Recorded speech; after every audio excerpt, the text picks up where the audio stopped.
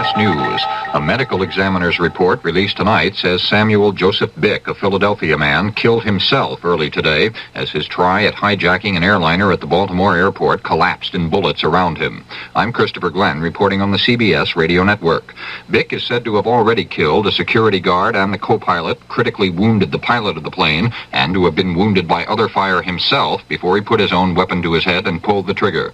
Bick carried a crude gasoline bomb, which was later detonated harmlessly. The U.S. Park Service police said tonight that Bick had been arrested twice last year for demonstrating in front of the White House without a permit.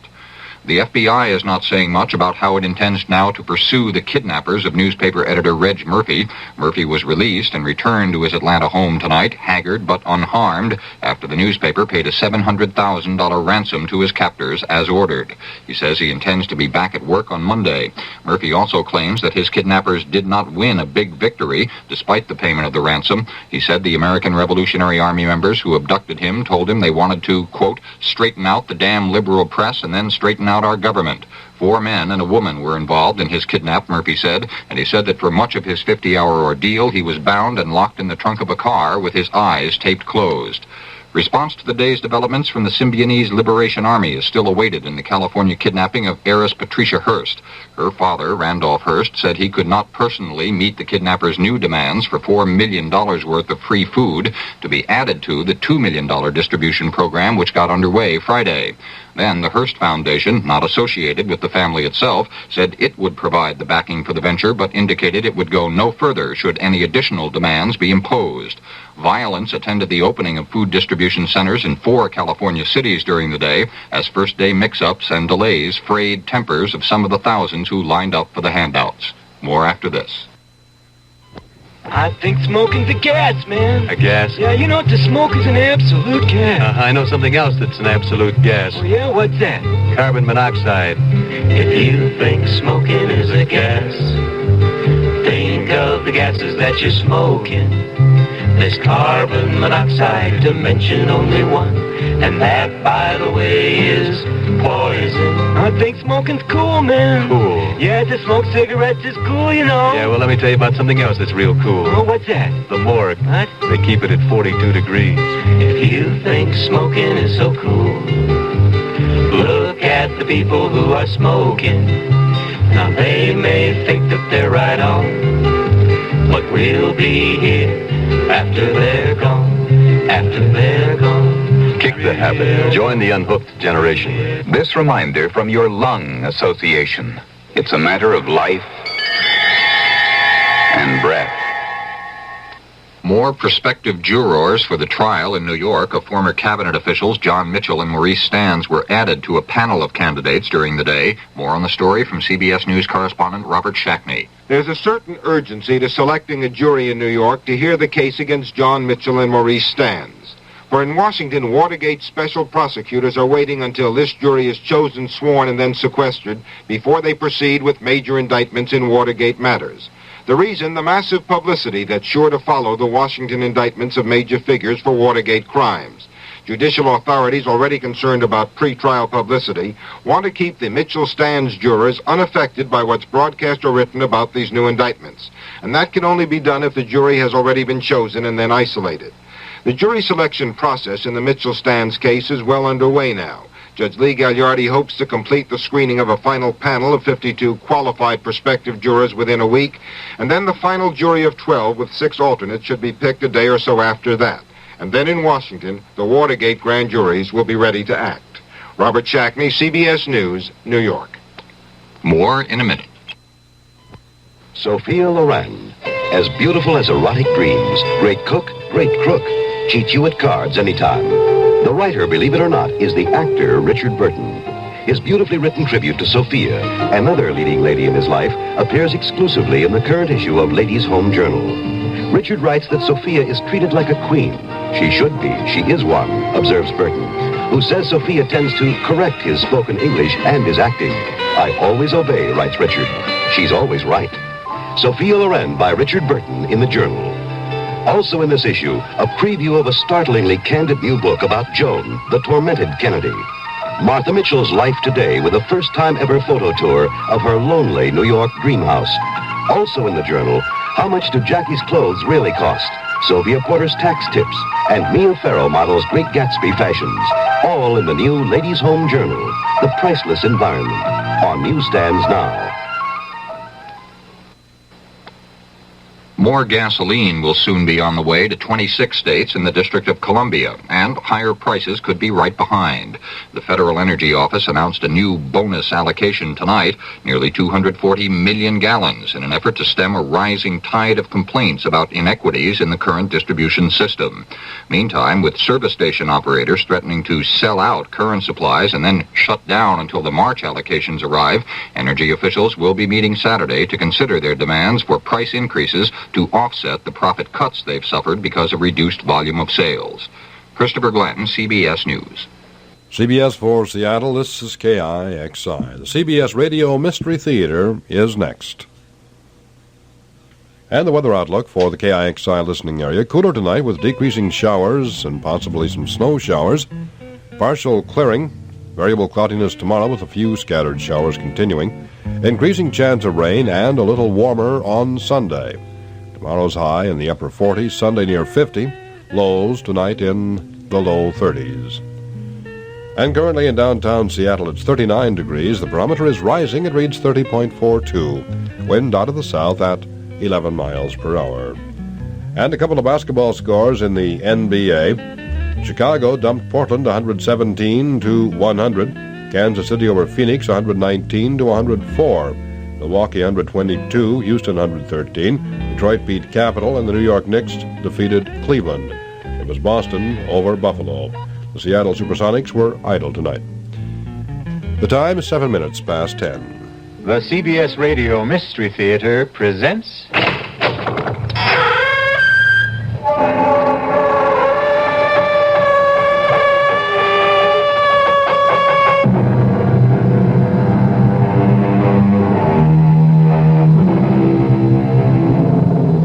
Come in. Welcome. I'm E.G. Marshall. Welcome to the world of your terrifying imagination. Consider, at one time, the great cold-blooded reptiles ruled supreme on the face of this earth, but they sickened and died, and dominion was seized by savage, ferocious, hot-blooded killers with hideous fangs and terrible claws. Today, the undisputed lord and master of the planet is man. Yet, in the fullness of time, every victor is finally vanquished. Will we, in our turn, also be conquered?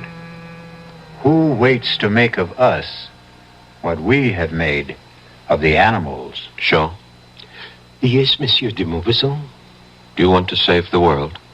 I save the world, did you say? Yes, save the world, save the people, save every human being on the face of the earth. Well, sir, if I could be sure. Look out toward the harbor.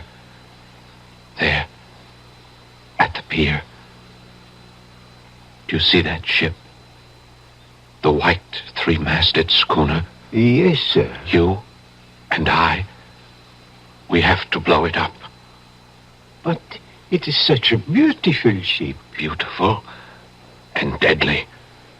Deadly enough all by itself to enslave the entire human race.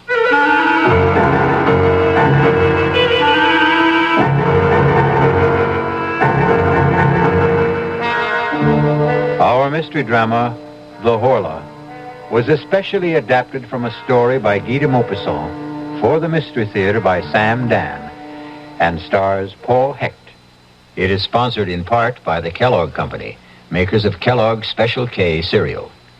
I'll be back shortly with Act One. Hi, son. Hi, Mom. Hi, Dad. Hi, Junior. Kellogg's Special K presents Junior Gives Up. Junior, why aren't you eating your Special K? It's your favorite cereal. Oh, just 'cause. Just 'cause why, honey? Just 'cause Darla said some evil things about it. That's just 'cause why. Hi, Mom. Hi, Dad. Hi, Darla. Hi, Sis. Hi, Junior. Darla, what did you tell Junior about his Special K? Daddy, all I told him was that Special K is good for us. Yeah, and anything that's good for me never seems to taste good. But, Junior, you already know that Special K tastes good. Who do I believe? Darla or my taste buds? What's that, son? Oh, nothing, Dad. Son, Special Special K is America's favorite high-protein cereal. It's got minerals, vitamins, iron, and all those good, nutritious things. But it got to be so popular over the years because it tastes good, too. You mean it's good for me and tastes good, too? Right, son. Right, Dad. Right, Junior. Right, indeed. Start your balanced breakfast with Kellogg's Special K. It's nutritious and delicious. Right, Dad. This is Joan Crawford speaking for USO, United Service Organization. Do we, as civilians, know what it's like to be far from home in a foreign land? Listen to this real-life documentary about one of our servicemen over there. Do you speak English? Nein, ich spreche kein Englisch. Excuse me a minute. I wonder if you could help me. Nein, es tut mir leid. Excuse me, miss. Can you help me? Leider nicht. Bitte schön. Yes, do you speak English? Nein. Excuse me. Can you help me? Nein. Excuse me. Can anybody help me? Hi, we sure can. This is the USO, and we have all kinds of help. That's why I support USO, and you should too. USO makes a man feel closer to home while he's serving his country for you. Isn't money the least you can give? Please support USO.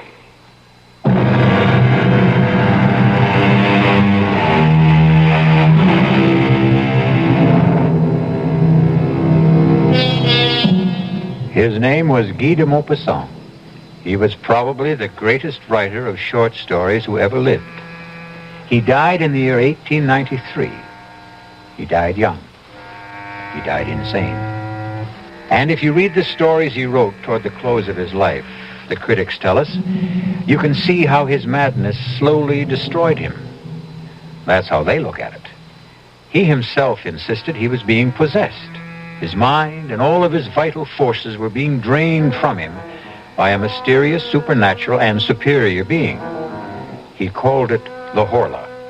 And the Horla is one of the last stories he ever wrote. Is the Horla merely the raving of a man going mad, or is it an inspired prophecy of a fate that awaits us all? You decide. Dr. Cartier. Yes, what is it? I have been pressing the bell signal, Doctor. It means you must pick up the telephone. Oh, that confounded diabolical contraption. Oh, please, Dr. Cartier, it's Monsieur de Maupassant. De Maupassant? Who is he? The nervous one. He was here the other day. Oh, that one, the writer. Tell him I'm busy with a patient. I did, but he insists on talking. The combination of de Maupassant and the telephone. Just speak into it, Doctor. Yeah, the telephone. Hello, this is Dr. Cartier. Doctor, you must come to see me. You must come here at once. Please, monsieur, calm yourself. If I knew how to calm myself, I wouldn't need you. You must come here. Monsieur, be reasonable. I would like to be. I'd give everything I own if I could be reasonable, if I could only be reasonable, but it won't let me leave. What won't let you leave? It. The Horla. The what? Monsieur de Maupassant. Monsieur, speak up. What happened?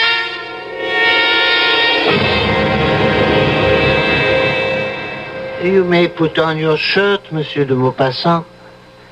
Ah, lovely place you have here. Breathtaking view of the harbor. What's wrong with me, Doctor? Oh, nothing. Then why do I... You see, that's a handsome ship out there, huh? That sparkling white, three-masted schooner. Something must be wrong. Where's she from, I wonder? Oh, Brazil, I think. Doctor, why won't you tell me what's wrong with me? I told you, nothing. You have a mild nervous upset. Your nerves are highly strung, your pulse is rapid, your eyes dilated. And what do you advise? A course of shower baths. Cool shower baths. 2 in the morning, 2 in the afternoon, 2 in the evening. And send down to the chemist for some bromide of potassium. You haven't listened? I listened. I heard every word. Now, you go to sleep. Yes. You slumber deeply for 2-3 hours, correct? Yes. Then a nightmare lays hold of you, true? Yes, exactly. You feel someone is in the room with you, in the dark room. Someone is in the room. Am I stating the facts? Exactly. This someone or something is staring at you? Yes. I can't see it, but I know it's there. I know it's staring at me. And then it comes closer and closer to me. I feel it touching me. A cold, terrifying touch. And then I hear a sound. A low, vibrating sound. It's nothing human, nothing animal, nothing mechanical. And then I feel a weight, as if something kneels on my chest. A pressure, a terrible pressure. My neck is being squeezed and squeezed as something seems to be draining the breath from my body. Not only the breath, but my strength. Everything is being drawn from me. I want to struggle, but I can't move. I want to shout for help, but I can't utter a word. I try to fight, to resist, but I'm paralyzed and powerless. And then suddenly, I awake. Bathed in perspiration, trembling. And then, exhausted, I fall asleep and slumber restlessly till morning. Yes, I heard. Well, what have you to say about this mysterious creature? He exists in your imagination. Are you sure? Try the treatment, then call me in a few days. No, doctor. No, you must give me an answer for the Horla. The Horla? This creature, this being, this whatever it is. Monsieur de Maupassant, I understand you're a writer. Is that so? Yes. Now then, do I tell you how to write stories, do I? No. Then don't tell me how to practice medicine.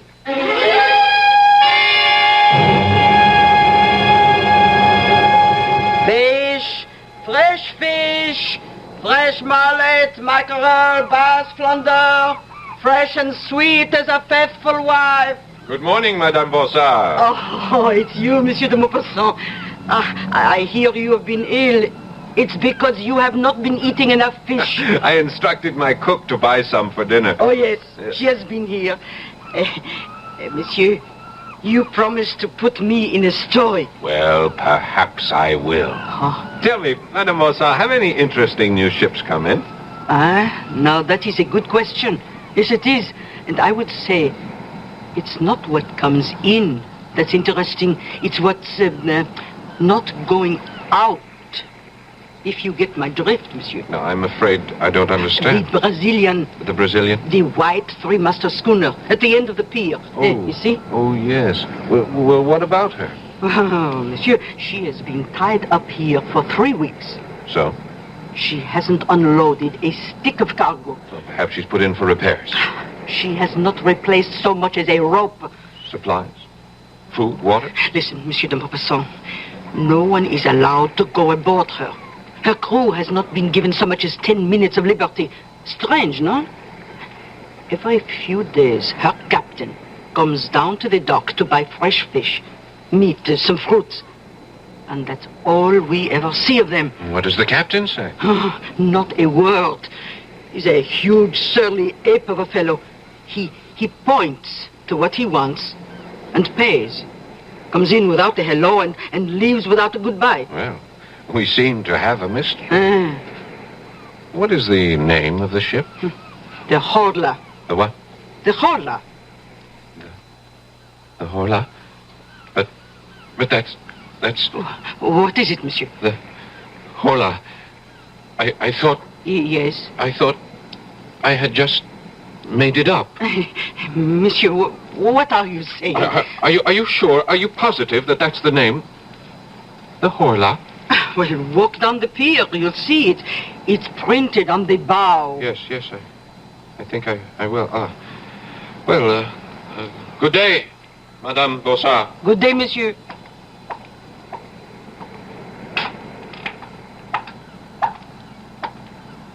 The Horla. It's incredible.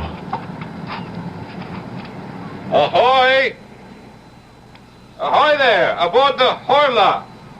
Ahoy there!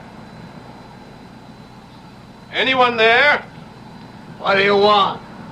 Ah, you have a beautiful ship there, sailor. Listen, mister. Move on. All the other ships allow visitors. Captain's orders. Well, why... None of your business. Couldn't I ask you something, sailor? No. Your name, the Horla, what does it mean? It doesn't mean anything. I mean, how did you come to choose Go on, it? move. You got no business here. This is a public pier. I have as much right to be here as you do. Perhaps more. Now, listen, mister. Please, for your own good, get out of here. Leave as fast as you can. Go away. Go away as far as you can before... Before what? Before the... Aha! No, please. I didn't say anything to him. Well, who are you talking to? No, please. Don't do that to me. Sailor, what is it? What is it? Sailor!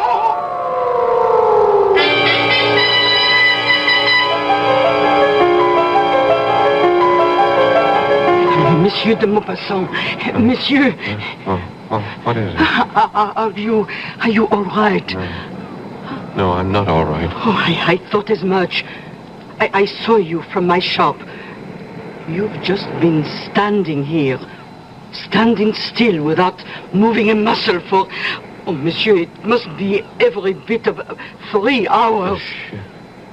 The ship. What about the ship? My head, I feel so weak. Oh, take my arm, monsieur. The ship. No, I must go aboard that ship. Listen. You hear that? What, monsieur? That sound. It comes from the ship. Oh, I am sorry, but I hear nothing. Nothing? Oh, I hear seagulls, waves. Oh, and now, come, monsieur, it's thunder, a storm. I must go aboard that ship. But they won't let you. The ship. Oh, come quickly, monsieur. You'll catch your death. The ship. The ship. Oh, hurry, monsieur. How did I know? Answer me that. How did I know? How did you know what? The name of the ship. How did I know that name? The Horla.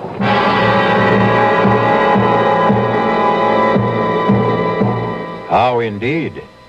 And as long as we're asking questions, here's a couple to keep the cauldron boiling.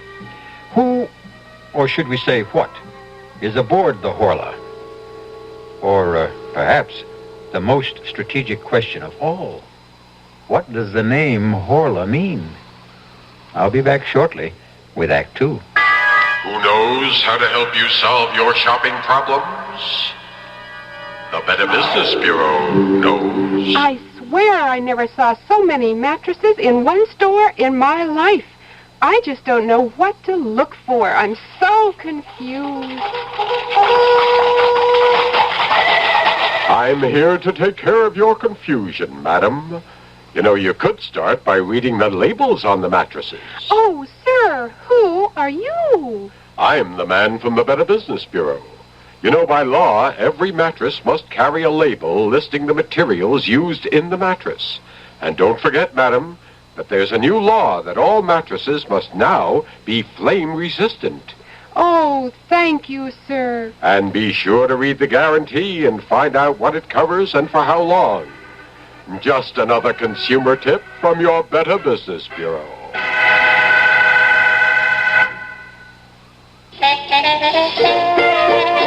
In 1919, someone had a big idea. Let's help youth understand big business by starting them in small businesses of their own. And Junior Achievement was born. Each group elected a board of directors, chose a product, set up a production line, sold stock, and went into business. That year, 314 students made and sold products and learned the business of business.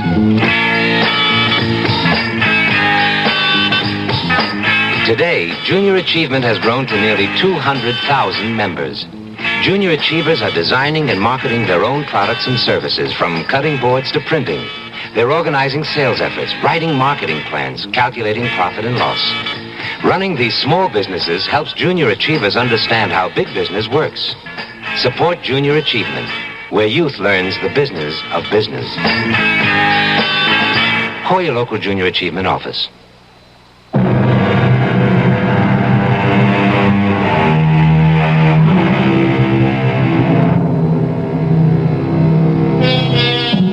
Guy de Maupassant is writing a story about a mysterious force, which he calls the Horla, a force that drains the life and strength from his hero. Now he discovers that a mysterious ship that lies in the harbor is also called the Horla. Hello? I must see Dr. Cartier. Oh, it's you again, Monsieur de Maupassant. I told you I would have him call the moment he returns. Mademoiselle, I must see him at once. But he is not here. How do I know that? Monsieur. Oh, excuse me. I'm in my room, my bedroom, and at any moment I'll fall asleep. I'm so tired. Well, sleep, Monsieur, by all means. Sleep would be the best thing for you. No, not this kind of sleep. The Horla will come to me again tonight. I know it. But all I can do is tell the doctor. Tell him I need him urgently. Yes, Monsieur de Maupassant. Yes. Who's there? Who is that? Who's there? Monsieur de Maupassant? Oh, it's you, Jean-Baptiste. And who else might it be? Please come in. My lady's finished in the kitchen, and I'm finished too with the paint job. Just in time, just before dark. Oh, you didn't have to hurry. Well, get it over with, that's my motto. You thought your house was white before? You should see it now. Please, Jean, sit down. Yes, monsieur. Jean, I have a job for you. Doing what? Doing just what you're doing now. But I'm not doing anything. Oh, yes. Yes, you are. You're sitting there. That's the job? That's the job. And I'm just supposed to sit here? Well, you could talk to me. About what? About anything that comes into your head. You may also have to serve as my bodyguard. Bodyguard? Someone may try to break in while I'm asleep. I'm your man. I served H in the Chasseurs d'Afrique, the tourist outfit in the army. Oh, is that so? Well, tell me about it. Well, we were the only ones who could hold the ground at Sedan. And, are you really interested? Oh, yes, please. Tell me everything. Tell me the story of your life.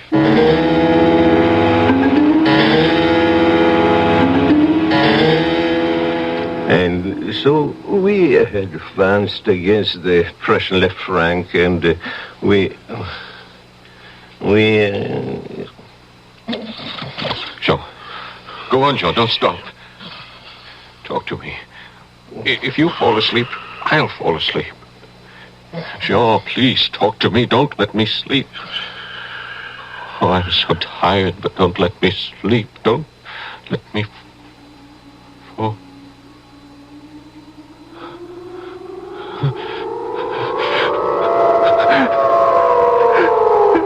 Help! Catch it! Catch it! Monsieur de... Hold it! Hold it! What is it? Kill it! Kill it! Wake up! Get it off me! Kill it! Kill it! Kill what, monsieur? The Horla! The Horla! Wake up, monsieur! Please, wake up! I am awake. Can't you see? Can't you see? I'm awake. Rest, monsieur. Relax. Where is it? Where did it go? There is nothing here. Somebody was in this... There was no one in here except you and me. It was here. It was. Impossible, monsieur. It's impossible. You didn't hear it? That terrible sound? Monsieur de Maupassant, I heard nothing. I saw nothing. There was nothing. Oh, no. No, you're wrong. It was here. The window? As you can see, still locked from the inside. The door still barred. From the inside. Nothing human could have gotten in or out. Who says it's human? Are you saying that something less than human may be coming in and out of here at night? It may be more than human. In that case, monsieur, I resign from the job. No, Jean. I'll raise the pay. You cannot raise it high enough. There isn't that much money in the whole of the world.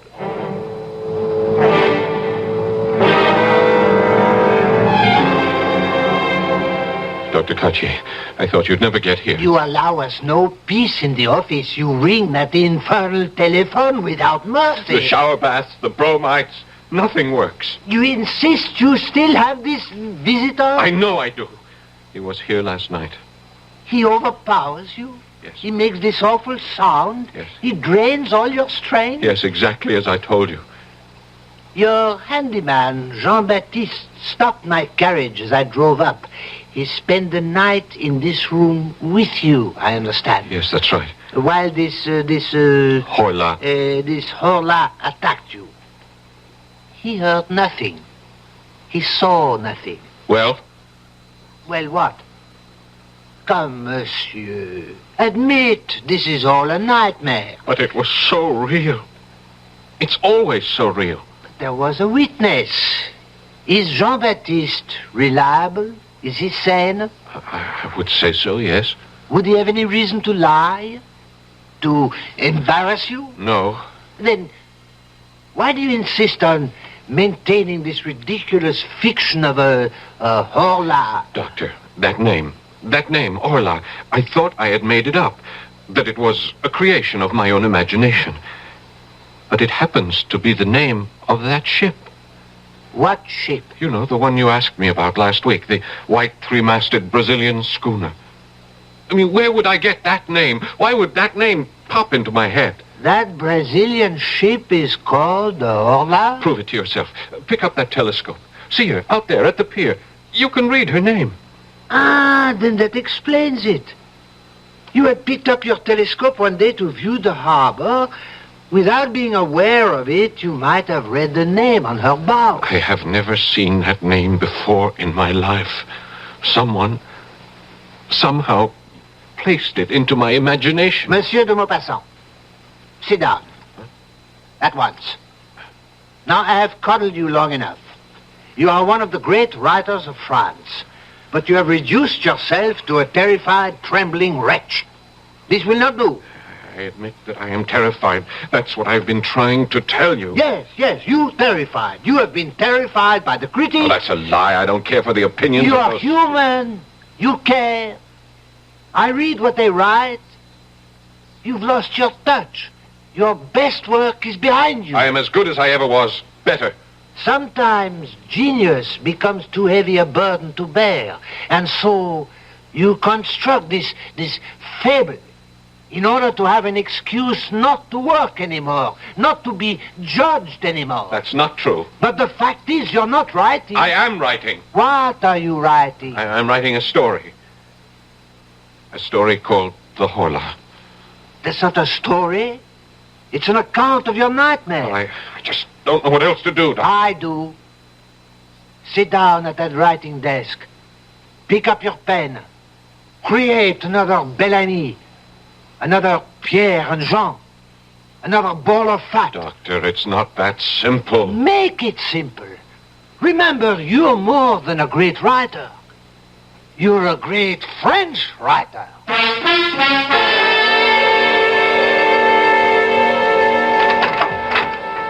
May I come in, monsieur? Oh, Jean-Baptiste, yes, of course. I see your honor is working. That's good. That's good. Yes, I feel wonderful this afternoon. The old lady wants to know if you'd like to come down for tea. Oh, no, I'm in the middle of things here. I'll work through till supper. Well, I didn't mean to interrupt. I just brought you the paper from Paris. Thank you. Well, I'll see you later. I've got to put in the chrysanthemums. The old lady... Jean, listen. What is it, monsieur? You tell me. I can't tell you nothing. You don't hear anything? What? What am I supposed to hear? Just listen, Jean, listen. You're having that problem. The one you had last night. Yes, I'm afraid so. Well, you'd better see the doctor. I've just seen the doctor. Jean, please, would you mind sitting here with me? I don't mind, as long as it's the daytime. I just can't work anymore. I don't think I'll be able to concentrate. Well, why don't you take a little nap? No, I don't want to sleep.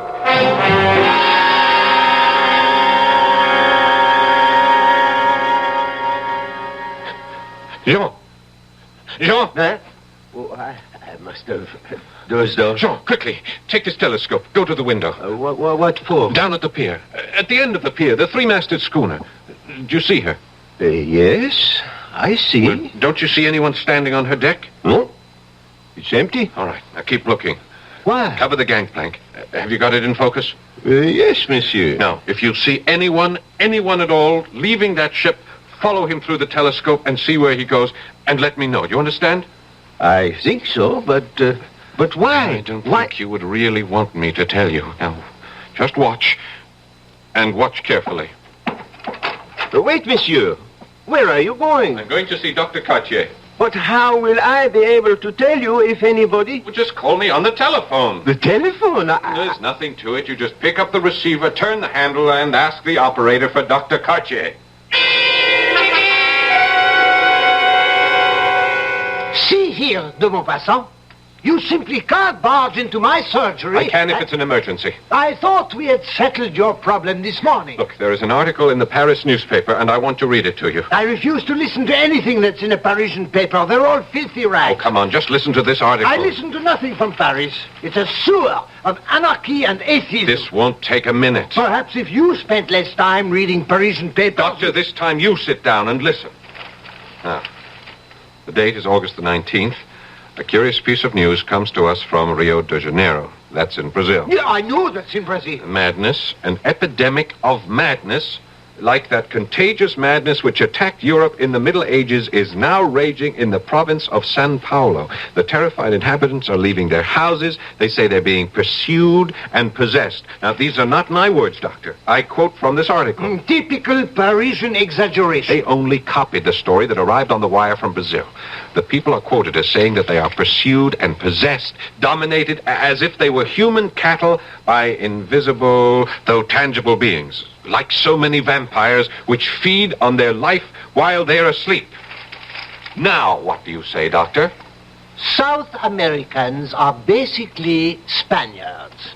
A highly romantic, unstable people. Oh. To continue, if I may, Professor Don Pedro Enriquez and several other medical experts have gone into the province to study this madness. Brazil. Doctor, Brazil. The ship that you noticed in the harbor, she comes from Brazil. What of it? I say she brings this madness here with her. She has been tied up here the better part of a month. No one leaves her, no one visits her, she makes no repairs, she takes on no cargo. Now stop fighting me, think with me. Why is she here? What do you expect me to say? She is here to spread that madness, to capture our souls. Very well. I'll stop fighting you. I'll start to think with you. Assume she is here on the errand you mentioned. Yes. Then why is there no panic in the town, as there was in Brazil? Well, perhaps the conditions aren't the same here. So far, again, for the sake of argument, only you have been attacked. Why? Why you? Perhaps this Horla, perhaps it's selective. Perhaps only I have what it wants. Yes, that could be possible. Or, of course, it could be completely irrational. When I saw that ship sailing up the Seine, I thought she looked so pretty, so white. And this being, this Horla, it also saw me. And it saw my house, which was also a brilliant, sparkling, dazzling white, just like the color of its own ship. For that reason, it decided to take me. Monsieur de Maupassant, I recommend a journey for your health. No, thank you, Doctor. I am going to play this out. Listen to me. Does it matter if you're attacked by an outside force or by a weakness in your own body? The result is the same. Madness. Now, try a change of scene, of climate. Monsieur de Maupassant, the telephone for you. Oh, thank you. Yes? Monsieur, this is Jean-Baptiste. Hello? Yes, Jean. Is this really Monsieur de Maupassant? Yes, of course it is. What is it? It's the first time I ever spoke on the telephone, sir. Your voice sounds different somehow. Never mind that. What do you have to report? A man looks looks like a ship's officer. He just walked down the gangplank, from the Brazilian Where did he go? into Madame Bonsard. Well, meet me there. I may need your help. Yes, sir. And bring a weapon.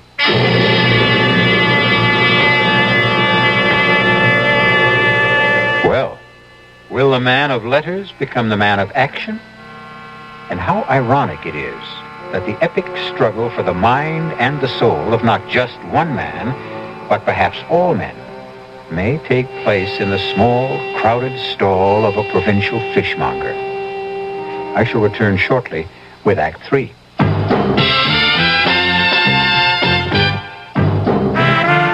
You don't see many people putting salt in their beer nowadays. Not that there's anything wrong with salt on radishes or French fries, but man, not in the king of beers.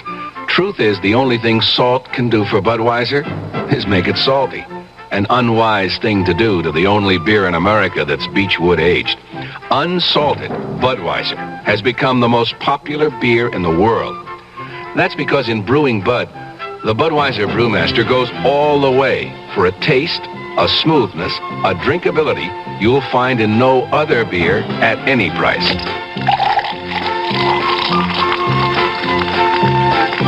And something else you can take without a grain of salt. The fact that when you say Budweiser, you've said it all. Anheuser-Busch, St. Louis.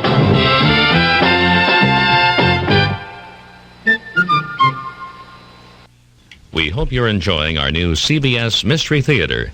It's another addition to our KIXI programming we're very proud of. We've made quite a few additions in the past year. For instance, we've added 1,000 people to our news team. People like Walter Cronkite, Dan Rather, Wynn Elliott, Douglas Edwards, Mike Wallace.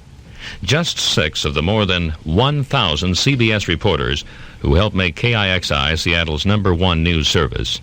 And in the morning, we provide the only 90-minute news service in the area, 7 to 8:30 each morning, Monday through Friday. The complete CBS news team, plus Seattle's best local coverage and up-to-the-second traffic reports. This is Dean Smith. Join me and Bob Little, Ken Stewart, Clarence McDaniels, Norm Bobrow, Gary Jeanette, plus Chet Huntley, Charles Osgood, and the CBS News team for Seattle's best news coverage. 90 minutes of news each day, Monday through Friday, 7 to 8:30 a.m. here on KIXI 91 AM, 96 FM, where the listeners are.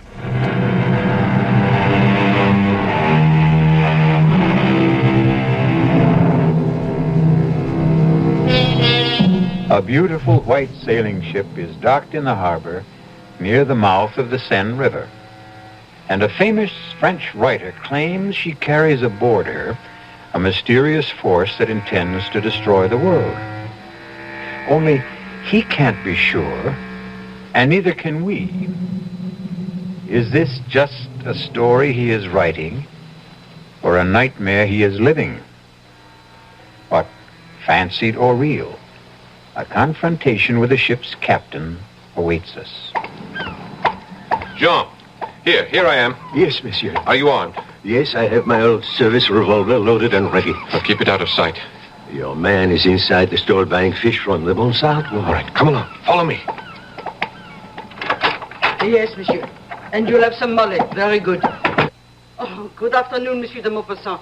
I'll be with you as soon as I'm through with this customer. You know this, Jean? Yes.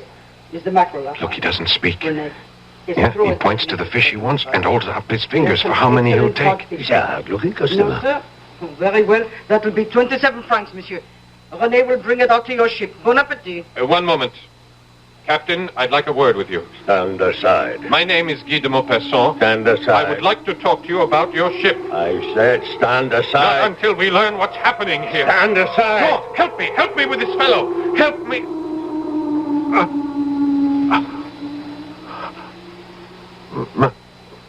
My head. What's the matter, monsieur? René, get Monsieur de Maupassant a glass of wine. Jean, why didn't you help me? Help you to do what, monsieur? To detain that man, to hold him here. But you didn't say anything. I kept waiting. I called on you for help. When? Just now. Madame Bonsard, didn't you hear me? Oh, I didn't hear anything. But you saw me struggle with him. No, monsieur. I asked him to stop. I said I wanted to have a word with him, and then he pushed me away. I tried to hold him. I called on you for help. Oh, no. No. All right, according to you, just what happened here? He finished buying whatever it was. He paid Madame Bonsard. She gave him his change, and he walked out. Madame, is that true? Yes. I was waiting for you to stop him. But as long as you didn't, I feared, well, it's your concern. Yes, Jean-Baptiste. It is my concern. All mine.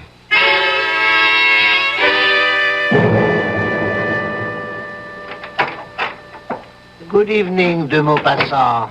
I didn't send for you, Doctor. No, you didn't. But I received a visit from your handyman and the Bonsard woman. They fear for your sanity. I can't fault them in that regard. I fear for it, too. I want to help you. What can you do? I tell you the problem, and you dismiss it as an aberration. Give it up. Give me up, Doctor. I can't. Surely you've lost a patient or two in your career, Doctor? Oh, yes. Well, then this should be no novelty. Why do you persist? Are you that fond of me? No. Actually, I dislike you heartily. Your ideas, your politics. But I am first a Frenchman and a patriot. Your writing brings honor to our country. You are one of our national resources. I must save you. How far would you be willing to go? I still don't know the problem. I told you the problem. I read you the dispatch from the Paris newspaper. Very well. This force, this thing, this Horla, why does it attack? Why? Perhaps the reign of man on this earth is over. Oh, what kind of nonsense is that? We'll get nowhere if you keep saying nonsense to me every time I open my mouth. Man did not always rule this planet. He didn't? No. We are but one of a series of rulers, according to evolution. Oh, evolution? What do you say, oh, do you quarrel with Darwin? Why, is it too much to suppose that we, in our turn, are being supplanted? By whom? It doesn't have to be a whom. It could also be a what. What kind of a what? A Horla. And we are back where we started. Yes. A Horla. I would accept a vampire, a physical, tangible, visible creature, but your Horla cannot be seen. That's true. Then how can he do damage? He can seize control of the brain. Never. The brain is inside the skull. It is safe. It cannot be tampered with. The Horla has always tampered with it. Primitive man feared him, this unknown, unseen horror. The priests, magicians through the centuries have tried in vain to exorcise him. Yet he has stolen into our minds, captured our thoughts. Mesmer, he understood this power. He could even demonstrate it. And Mesmer was a Frenchman. I regret to say he was also a charlatan. The mind, that part of it we don't know. That dynamic, unconscious portion. The part discovered by Freud. Who? Freud, Sigmund Freud of Vienna. Oh, an Austrian. A brilliant psychologist. Freud, Mesmer, others, they show us glimpses of this awful mental power. Some call it magnetism, suggestion, hypnotism. But only the Horla fully understands it, and he will use it to conquer. But why? Why did we conquer? Because our time had come. And I hear him. He keeps telling me he has come. My boy, let us put you into a hospital for your own good. He'll follow me there. What do you suggest? Eventually, he will make of us what we have made of the horse, the ox. His beast of burden and his food, just by the strength of his will. You need a complete rest, a change of scene. But you know, sometimes an animal turns on its master. Sometimes the slave rebels and kills the oppressor. And I know just the place. To get away from the sea. Breathe some good, crisp mountain air. And so I'll kill this Horla. I'll have your servants pack some clothes. And if I kill him, perhaps all of us will be safe. For a while.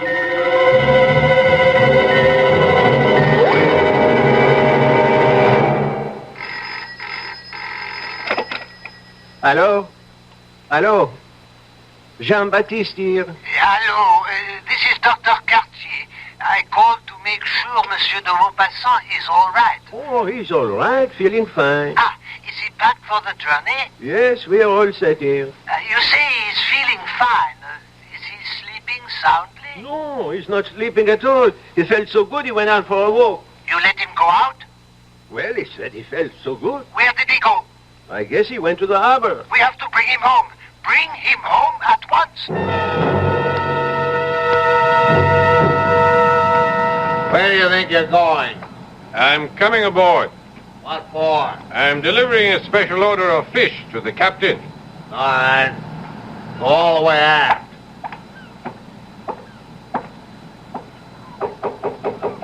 What is it? What are you doing here? What are you doing here, Captain? What is your ship doing in this harbor? I'll have you thrown overboard. I'll keep coming back. Why are you here? Why? You know. You know why. Tell me. You know everything there is to tell. The ship is captured. It belongs to the Horla. Yes. It captured us in the harbor back in Rio. It owns us. It owns every man on board. What is it doing here? Looking for captives. Looking for you. Why me? I don't know. It chooses its victims according to... I don't know the reasons. Some are obvious. Us, we have a ship. It wanted a ship. But you, others, I don't know. I don't know why it wants you. The Horla. Where is it now? Here, in this cabin. With us? Here, now? Yes. What's it doing? Sometimes, like now, it sleeps. Other times...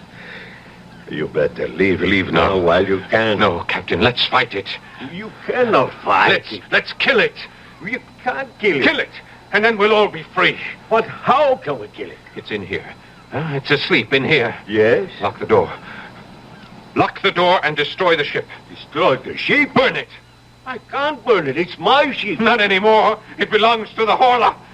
You belong to the Horla. I belong to the Horla. Let's be free. I cannot let you do it. I'm afraid. Let go. No. Let go of me. Let go. The floor. You knocked over the lamp. The floor is Look out. fire. Let's get out of here. We'll be burned to death.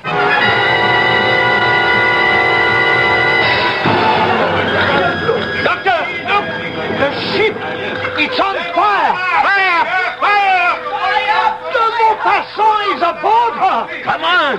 Hey, Guy. Guy! Where are you? Monsieur de Maupassant, where are you?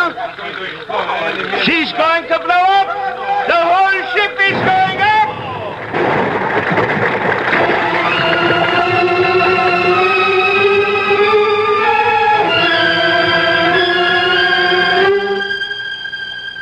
Comfortable, monsieur? Yes. This is such a pleasant, restful ride. We will be at the sanitarium in time for dinner. You won't regret it.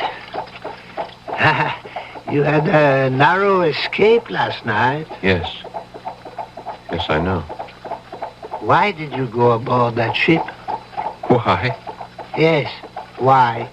I told you. To strike a blow for freedom. To overthrow the slave master. To kill the oppressor. And, did you? Did I what? Did you kill the Horla?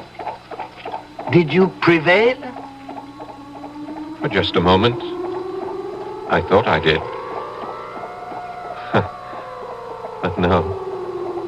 How can man prevail against the Horla? They say de Maupassant lost his mind. They also say those whom the gods would destroy, they first make mad. Are there new gods? As we are absolute monarchs over the willing horse, the faithful dog, will someone soon force us to yield, spirit, soul, and body, to him? I'll be back shortly.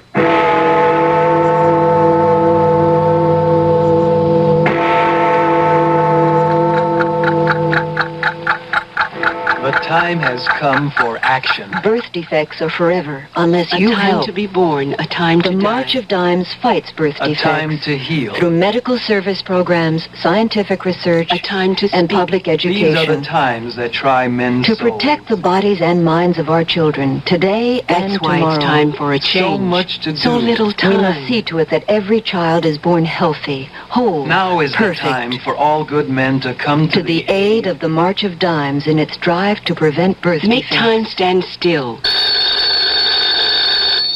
Wake up. It's later than you think. Remember, birth defects are forever unless you The help. time has come for The time has come for action. Give to the March of Dimes.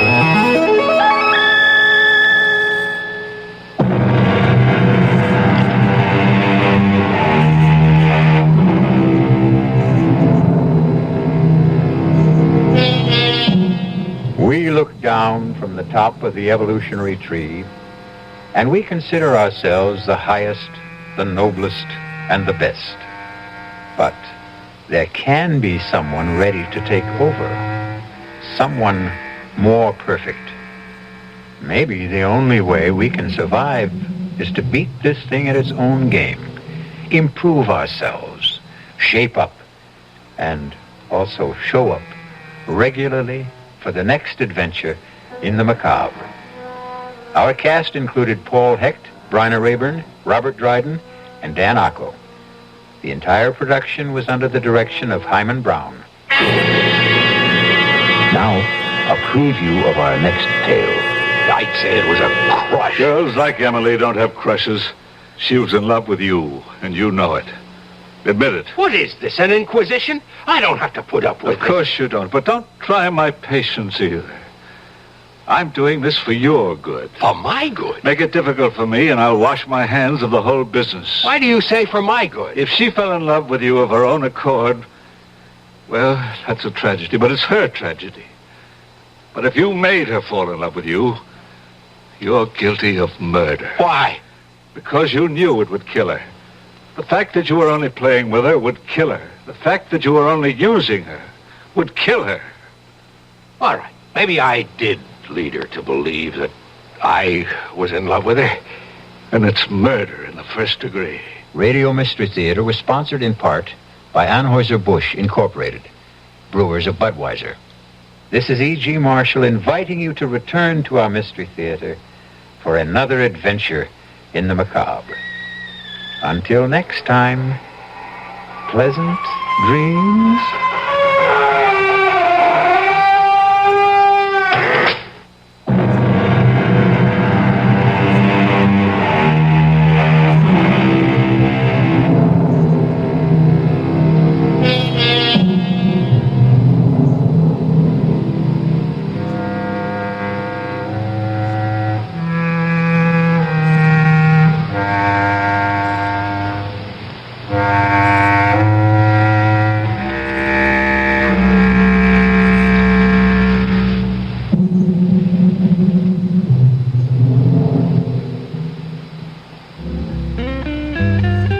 CBS for the Northwest, this is KIXI, AM and FM in Seattle. And the weather outlook, cooler tonight with decreasing showers and possibly some snow showers, partial clearing however. Variable cloudiness tomorrow with a few scattered showers. Increasing chance of rain and a little warmer on Sunday. The highs in the upper 40s tomorrow, near 50 Sunday, lows tonight in the low 30s, mid-30s tomorrow night. And currently, it's a chilly 39 degrees in downtown Seattle.